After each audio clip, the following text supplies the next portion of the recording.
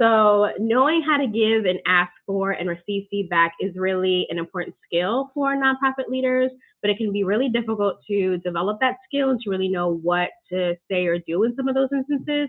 And so I want to give you all an opportunity to kind of ask those questions and get a better insight around navigating a tricky situation, or maybe there's something difficult that you want to express to someone, but you're not really sure how to say it in a way that's really gentle and compassionate.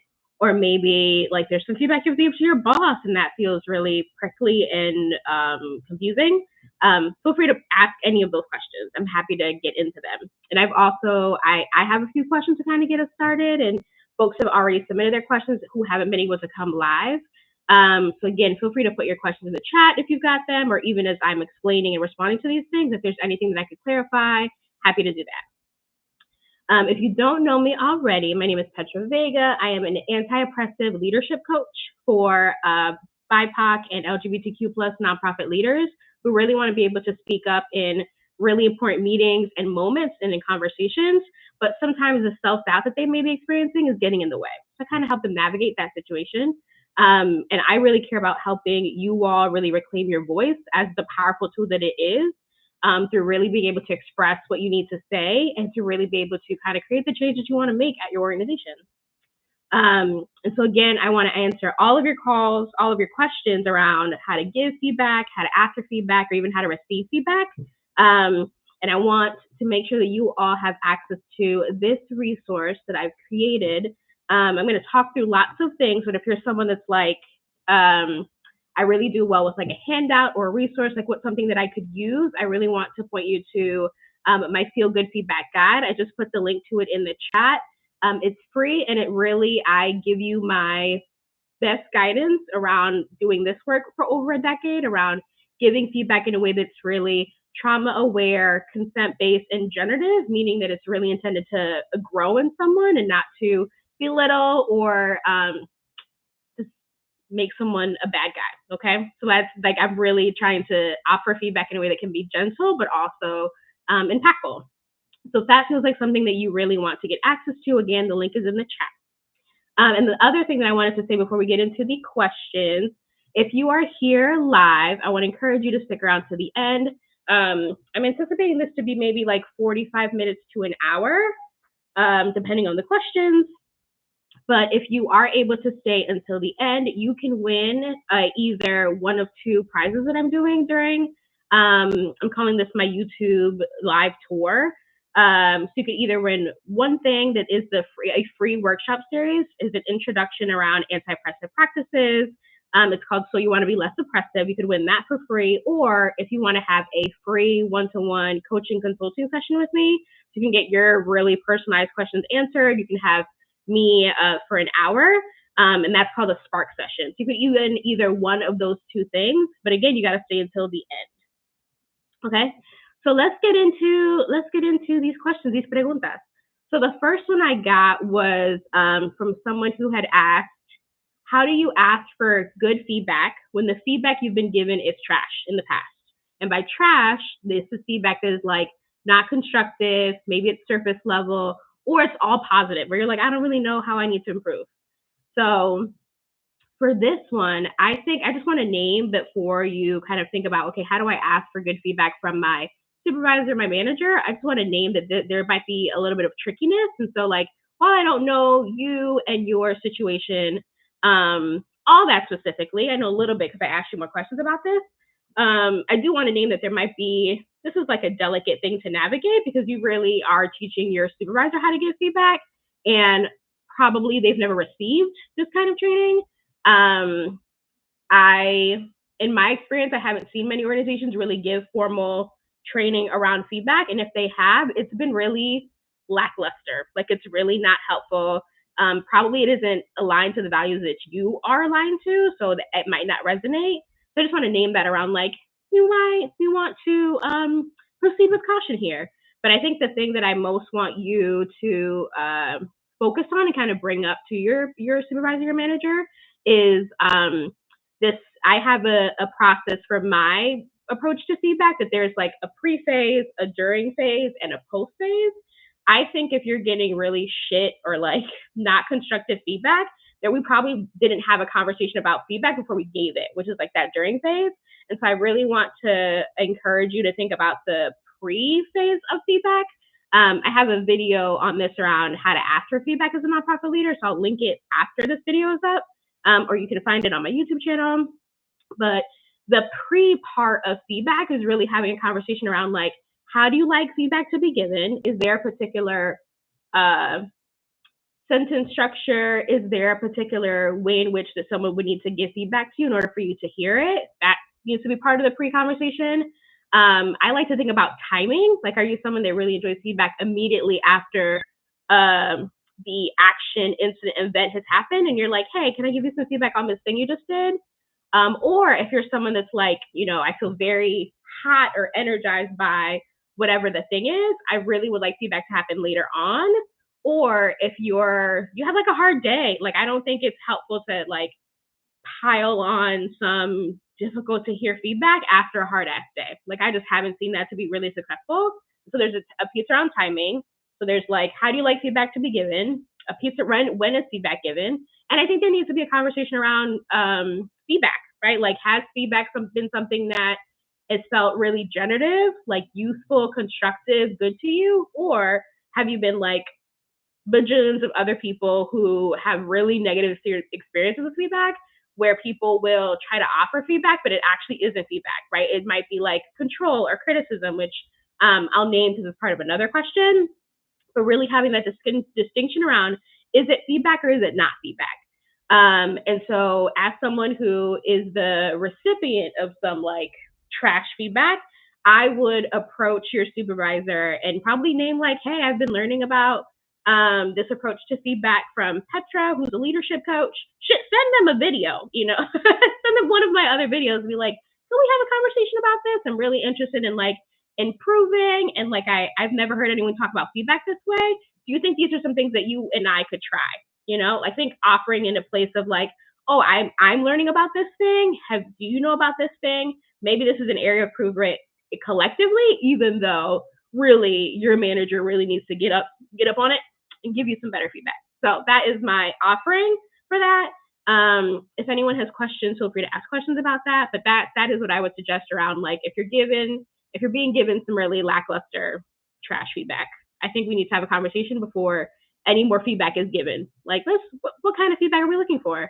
When that, I think I forgot to say that piece too, right? It's like, how can feedback be given? But also, what are your goals? Like, I think one of the ways that feedback is really misconstrued for people is that we assume the ways in which people want to grow. And so I always ask folks like, how do you want to grow? What are the skills that you want to learn? And then it's, for me as a manager, it's up to me to make connections between those two things, right? Like, I might have some feedback for you that I might give to anyone, but it's up to me to make it meaningful for you by connecting it to the ways that you want to grow, right? So for example, let's say like right now, my full-time job is at a mentoring nonprofit that provides services to middle schoolers. And so the students that I work with, the graduate students I work with who provide this mentoring, one of them really wants to work on their empathetic listening. Great. Every person that is working with young people should work on that, right? And I want to make sure that I'm connecting that back to their goals around being a clinician, or their goals around being someone who maybe has their own practice, right? So again, the type of feedback might be similar across the board, or might be very standard feedback. But for me, it's really up to me to make that meaningful for them by connecting it to them, to saying like, oh, I know you really want to have this career pursuit, or I really know you want to work on this skill. Here's how I think you can make that adjustment to do that better. What do you think about that? So that's my answer for that first question. Another question is, how do we protect privacy and confidentiality while collecting feedback? So this one is more about trying to get feedback from large groups of people, I imagine, and that it's really to improve the program. So this is less about from person to person. And my recommendation for this is to really try to create as much anonymity, that's a tricky word, anonymity as much as possible. As you're creating these forms, surveys, different tools to try to get some of this feedback. I think making it anonymous, I imagine that you might want to know some demographic information. Like I remember I used to work at this school and managing the family and community engagement portion of like this school initiative that we were part of. And we really wanted to know, okay, is this feedback coming from students? Is it coming from school staff? Is it coming from parents and caregivers? Is it coming from the other community-based organizations? That part was really important for us to know, so we could see, okay, here is what this general group of people are thinking. And so I think that level of information would be good. But yeah, you probably don't need to know that it's like Cynthia from HR, right, who's been here for 3 years and no one's given her a raise, right? We're like, I feel like there's, I don't know. I think people can be really afraid to share honestly when it's that specific. And I think you'll want to be extra mindful of asking some of those more questions about roles and how much time that you've been. Because if you're someone who's pretty good at math or very aware, you can guess who people are. I think if you really want to gain as much,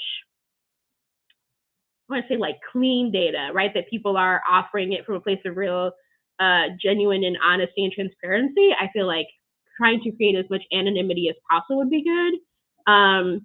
Or I'm just thinking now too, like perhaps the ways in which you're trying to collect information might be like a focus group. What I'm curious about the facilitators, right? Like maybe there's outside facilitators, so it's not like, hey, it's my manager who's facilitating this group around ways that we need to improve workloads and bandwidth and all that, right? Like that might be a really tricky situation, and you're going to ask people to be really vulnerable and take a risk where I imagine from this question, there might not be that you might not all have a culture of open communication and feedback where someone would even feel comfortable to give some hard feedback and not be afraid that there's going to be any repercussions to it. So that's my offering, is try to create some anonymity and be thoughtful about how much information do you really need about who this person is that's like sharing this information. So that's that one. This next question, how do we ensure that feedback loops directly improve program outcomes and mission impact?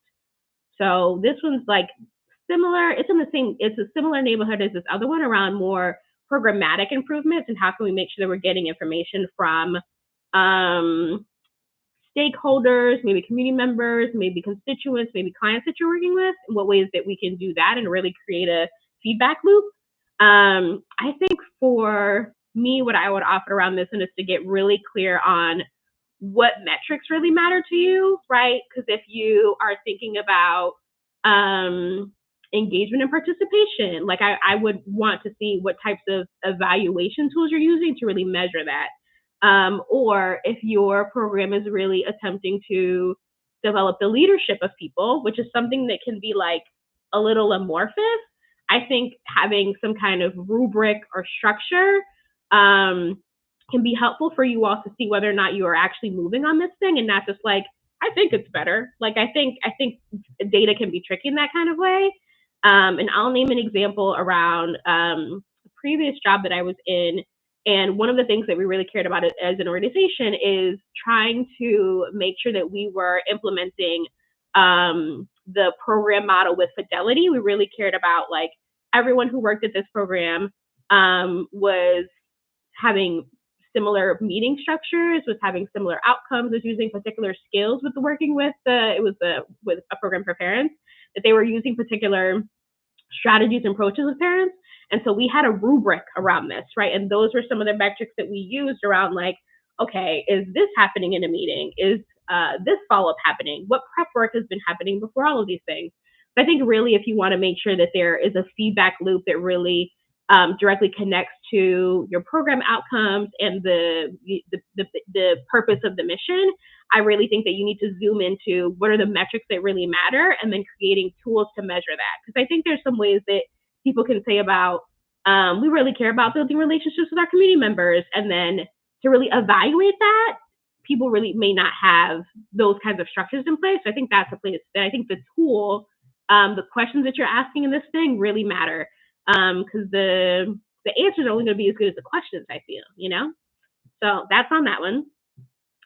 Again, if you have any questions, I would love to prioritize folks who are here. If there's any questions about what I said, again, feel free to kind of chime in on that as well. This next question, how can I give feedback without the other person feeling defensive? I love this question. I love that you're wanting to be thoughtful and mindful and knowing that like this might tip someone off and it might rub someone the wrong way. I feel like this one connects to my answer for that first question around like really spending time in the pre-feedback phase. Like you're already thinking about like, okay, how can I give some feedback without this person being defensive? I think you do that by really, there's a phrase that I had learned on readying the ground. We got to coal the soil. I don't do nature stuff. You got to like prepare the soil, right? So I think that's how I think about feedback. Is before you even plant anything, let's make sure that the soil is good, the nutrients are moving, you know, that mycelial structure is getting up in there. And what this looks like is really spending some time building trust, right? So I think we can do that by asking those questions around how do you like to receive feedback? What have your experiences been? Again, I give you lots of questions. If you're like, oh my God, I don't even know how to answer these myself, I give you these questions and some ways to respond to them in my Feel Good Feedback Guide, which you can find in the chat. I think really asking those questions are going to give you a better sense. I think building trust in the sense of start by showing up for that person, right? Demonstrate to them that you really care about them and their development before you start critiquing and telling them all the shit that they're doing wrong, you know, or that they could be doing better. Yeah, and I think here's the part where I want to talk about the differences between like criticism, control, and feedback. That, you know, if you're afraid that the person is going to get defensive by your feedback, I would be curious around whether the feedback you want to give is actually feedback.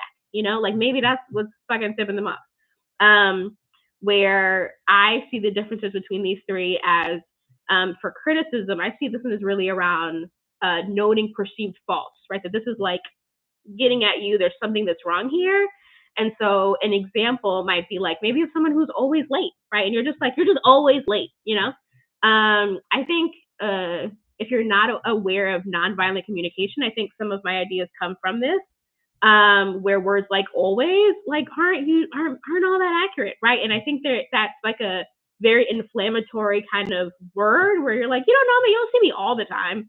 And I don't, that's not how I can think about feedback, right? That one really just feels like jabby and pokey, versus control. This one is really coming from like an authoritative, like I demand kind of energy, where one of the ways that you might talk about this lateness is like, you can't be late or you're going to face XYZ consequences. Like, again, I wouldn't consider that feedback, right? That's just kind of a statement. It's more of an ultimatum. It's a power play, if you want to be really honest, versus I would name feedback around this particular issue as like, oh, I noticed that you were running late, you know, a bit behind yesterday. And consequentially, you made it late to your first meeting. And here, I think we want to look at the goals piece of it, right? It's like, oh, I know how important your morning meeting is. That's really how you get started, how you get the day started with your team.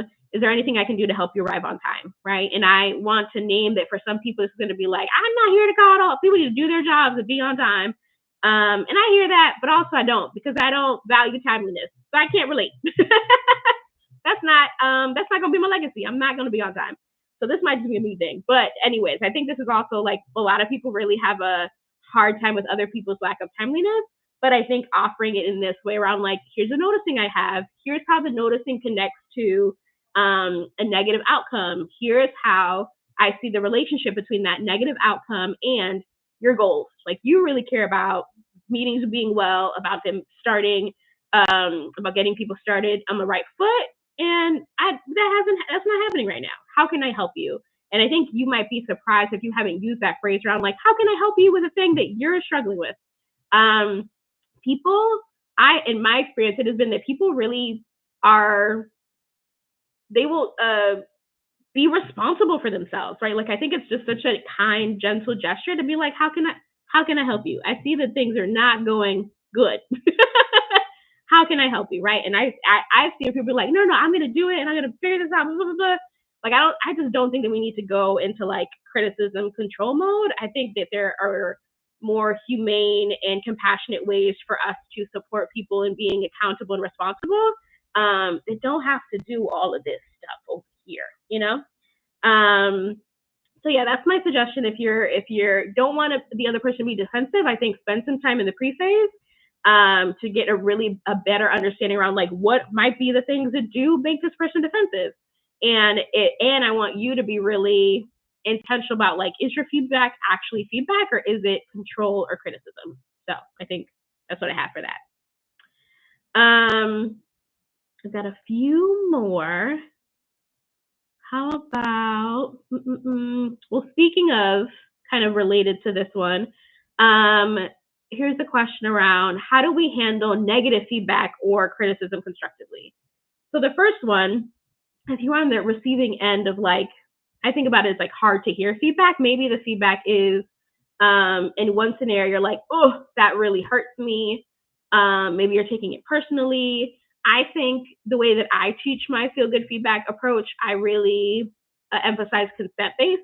And what that means is that before we're giving people consent, we're really asking for permission, right? And so your supervisor, your manager, your colleague, whoever you're in a relationship that's trying to give you this negative feedback, ideally they would ask you, hey, I'd like to give you some feedback. Is now a good time, you know? And for you as the receiver, what I really want to invite you to do is to really assess how open you are, what your capacity is, what your energy is, right? I already named the things around timing. Like, is this the best time, right? Like, have you had a really hard fucking day? Is like life lifing at you?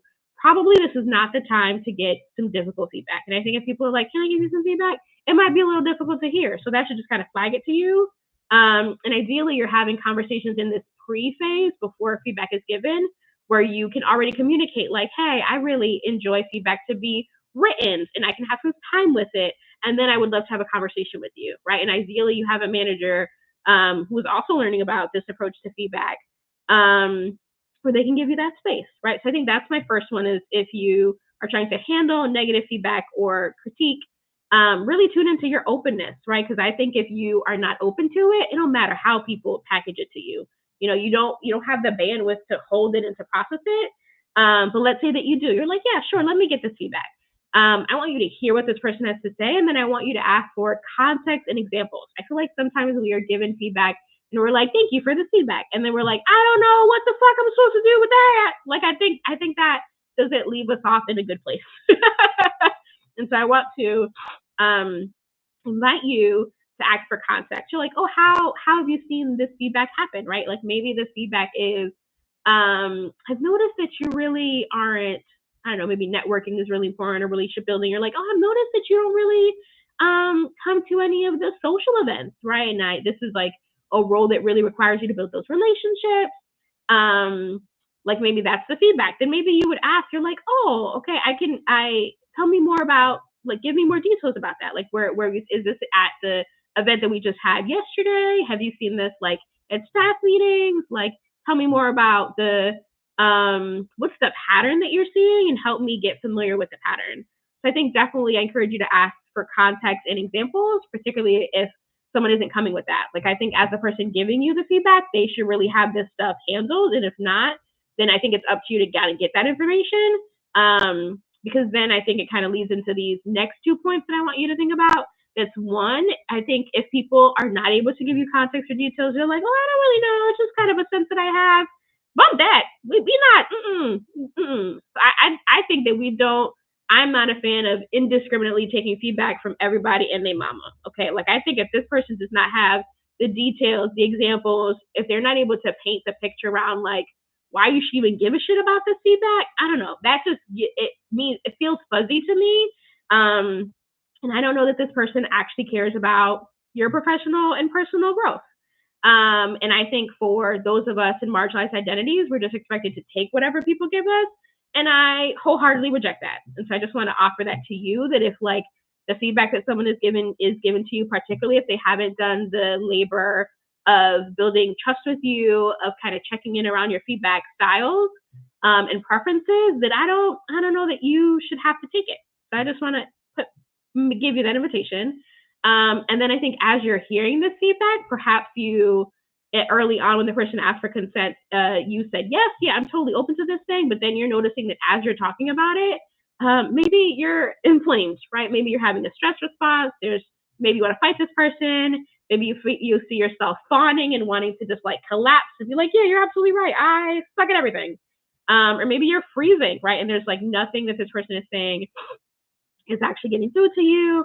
Or maybe you're having a flight response, right? You're just like, I am not in my body. I'm not listening. La, la, la, la, la, la. I think feedback allows us to really an opportunity to really tune in. And I think if you're someone who is building a relationship with your body, like it can be kind of difficult to tune in. Like, oh, actually, do I have this space? Actually, am I really present and open and engaged in this conversation? And I just want to offer to you that you can pause. You can always pause. I know that it might feel like this person that you're talking to has so much power and authority and they get to decide like everything that happens to you while you're at work. I have a client that I'm working with now who feels that way. They're like, someone asked me for something, I need to divulge everything. I just want to invite you to not give all of your power away, right? That you have agency and choice and that you can ask questions. You're like, hey, I'm noticing that I really would benefit. Maybe you're afraid of being super transparent around like, I want to fight you right now. But maybe what you can kind of remix that to say, I'm really noticing that I feel like I would benefit from having this feedback written, right? And having some space with it. Do you feel like that you would be able to kind of write this feedback to me and send it to me? And then maybe we can revisit tomorrow or the next day. Do you think that would be possible? Like, I think that's just like one of the ways that you can kind of take care of yourself but before you punch out this person, right? Particularly if the feedback that they're giving you isn't actually fucking feedback. And then feel free to hit me up. Like I'm happy to sift through with you and be like, I don't know that that's feedback, baby. If you're not sure, right? You might need to kind of gut check this with someone. So that's my response around like how do we handle negative feedback or criticism constructively. How about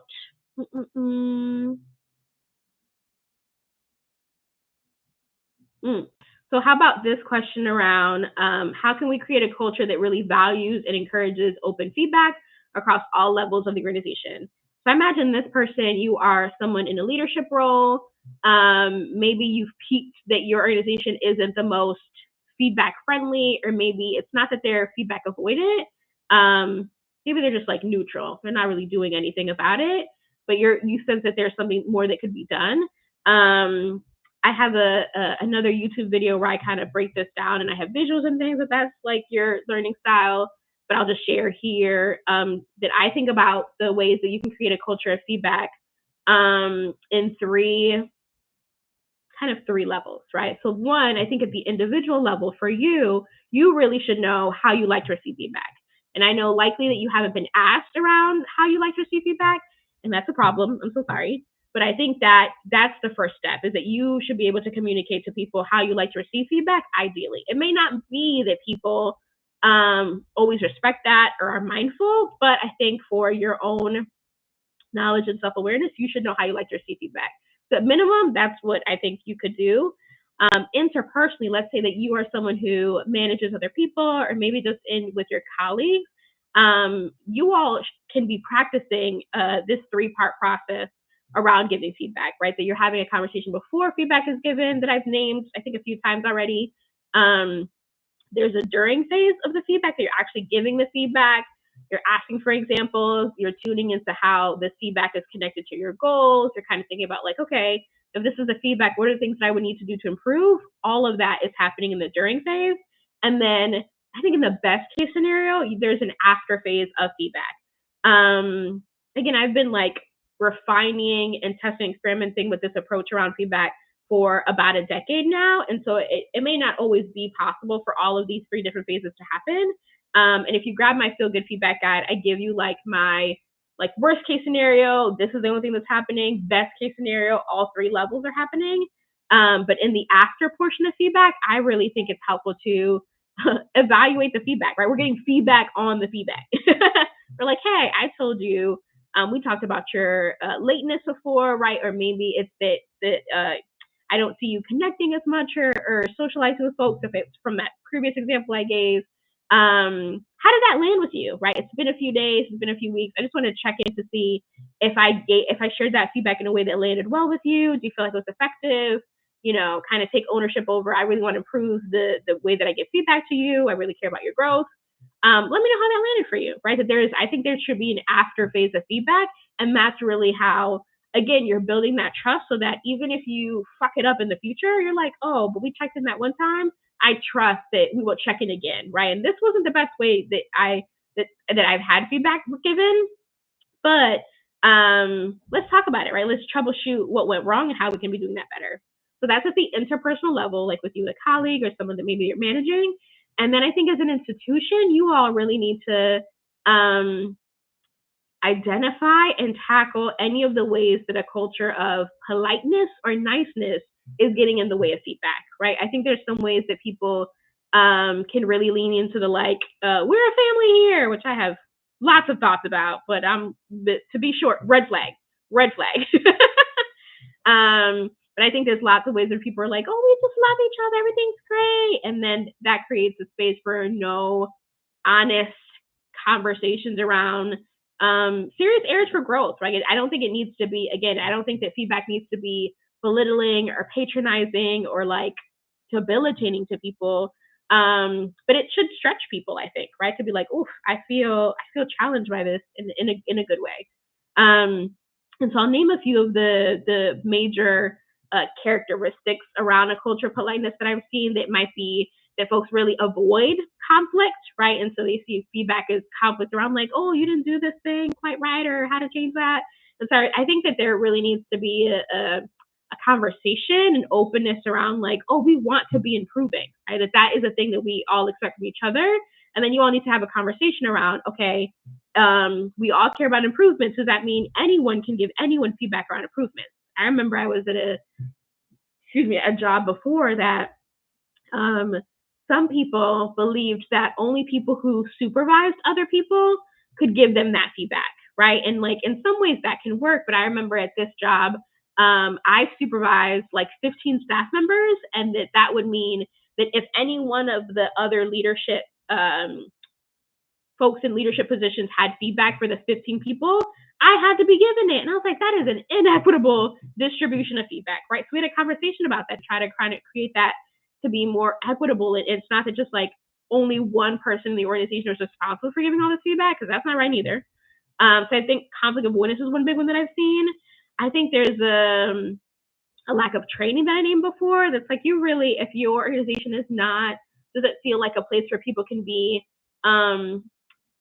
honest in a gentle, kind, humane kind of way, then I think y'all need some training, right? Let me know if I can help. I think that's one. And I think another one that recently has kind of crept up again is that some people have this idea that no news is good news, right? That there's okay, well, I'm not getting any constructive criticism or feedback or whatever, must mean I'm doing everything great, which I hate that, right? I think there's often ways that we see feedback as only negative, but feedback can also be positive, right? It can also be oh my God, you are kicking ass right now. You're killing it. Or maybe don't kill it. Hug it. You're hugging it, right?